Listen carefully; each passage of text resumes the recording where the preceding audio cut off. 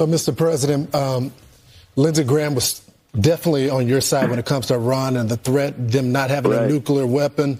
It looks like they're back at their business trying to take over the Strait. What's your response?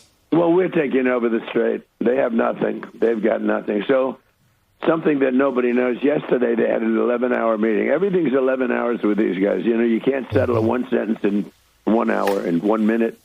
It should be 1 minute. And everything was agreed to yesterday. And they leave the room, and they call back, and they say, we had to make a couple of changes.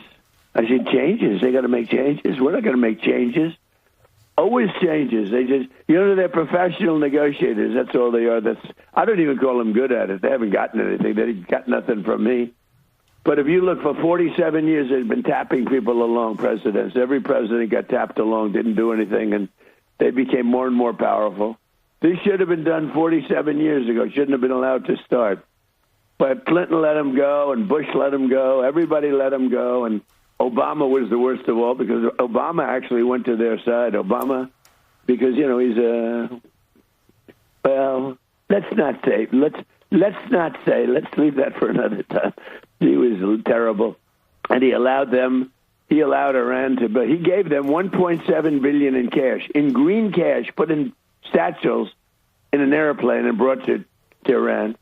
$1.7 billion. Do you know what that is? Did you ever see $1 million in cash? This is $1.7 billion. It took up an entire Boeing 757, and they flew it to Tehran, and they gave it to people that were waiting at a plane. Can you imagine these people? They never saw money, and now all of a sudden they've got $1.7 billion in cash, and he gave them hundreds of billions of dollars in cash and everything else, and he went to their side. And because of that, they became much more powerful because of Obama. And Biden, who was the vice president, but he probably had nothing to say because he was not such a stupid person.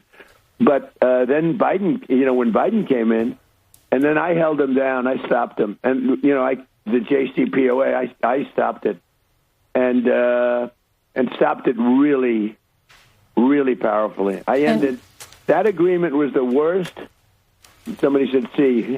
Maybe it's the C. It ends with the C. That agreement is the worst agreement that has been signed by this country. That's the top 5 bad agreements. And that basically gave them everything. And they built and built and built. And they were minutes away from a nuclear weapon. Mm-hmm. Had I not terminated the agreement, the Iran nuclear deal, it's called, they would have had a weapon then. Had I not killed Khomeini, who was a brilliant but mad general. He was a crazy Soleimani. I killed Soleimani. Soleimani was like one of the really, really bad people in this whole thing. Right. But he was good at what he did. He was a very brilliant general. Mr. President, I think the killing of Soleimani was one of the biggest things. And I think we heard they're rebuilding. The B-2 bombers, I'll tell you, Ainsley, had I not attacked on the B-2 bombers, they would have a nuclear weapon. And right now, the Middle East in its current form would not exist.